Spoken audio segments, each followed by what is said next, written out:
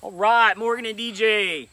Time to give you your update on what's going on with Kai.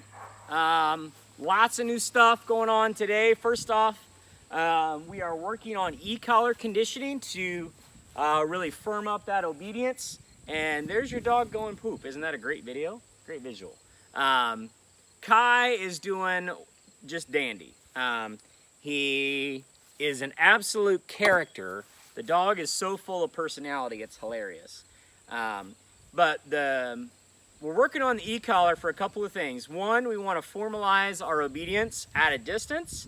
We want to make sure that when he is away from us, that he understands I still need him to respond. And that right there is the biggest difficulty for Kai at this point. Super common for his age. He's independent. He's kind of a teenager. He's like, I'm gonna be wild and free. Well, the e-collar works just like a leash, where the idea is we want to be able to give him a tug on the collar to come here, regardless of where he is. So that's what the e-collar does for us. So if he ever gets finished unloading here, geez, dude, are you all right? I'll show you a little bit about how this is working. So the idea is I want to be able to push the button when I say the word. Kai, here. Good boy. Sit. Good dog. So very responsive, right? And I'm using the collar that I use is a low pressure. The idea is we do not need to shock the dog, hurt the dog, inflict pain. We don't use this to discipline the dog. We use it to train the dog and correct the dog. So we want him to understand, no, I need you to come over here. Come here. Just like as if we were pulling on a leash. So that's one function of the e-collar. The other thing that we need to do with this is to help clean up his force fetch. And what I mean is, heel, sit. We want to be able to tell him to fetch something, and we want to kind of polish up this delivery to hand.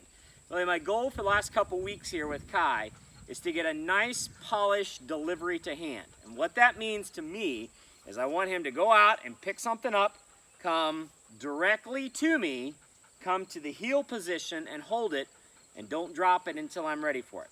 Kai has not really put all that together yet, which isn't surprising.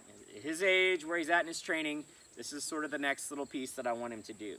So the way that we do this is we're going to teach him to pick up the command using the e-collar.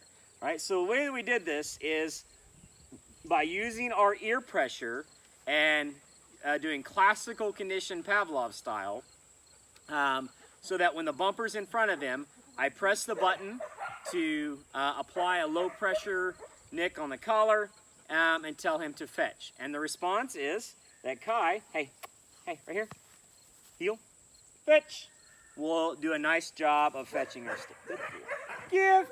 Now that's pretty easy when the stick is right in front of him. He's done that hundreds of times at this point.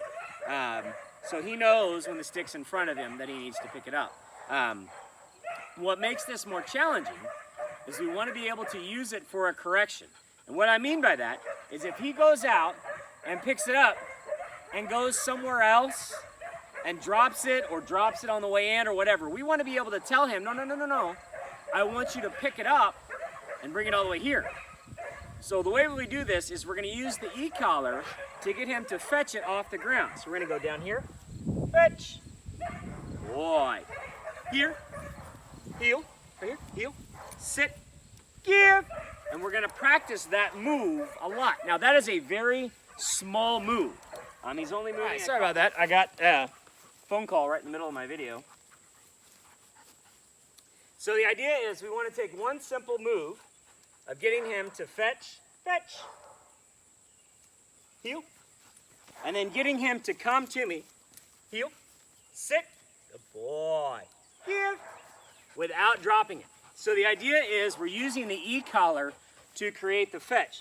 We want to be able to start with it in front of him and then take it lower and lower and lower to the ground. Fetch, good boy, Kai, here. Heel. Heel. Heel. Sit. Give. We want him to come to that heel position before he delivers it to you. So, making good progress this week.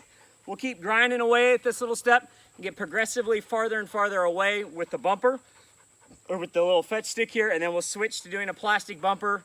Then we'll use the rubber duck, and then we'll be doing real birds, and then we'll be in good shape. So, all in all, Kai's doing great. No real concerns with him. If I give him a fun toss here at the end, he loves to go get it. He probably won't come all the way back to me yet. Hey! This is a great example of where I want to be able to correct him. Hey, Kai, come here. Come on. Here. Good boy. In that case, I did not even apply the electronic pressure. That was only the tone of the collar. Right here. Right here, man. Good. Sit. Sit. Good boy.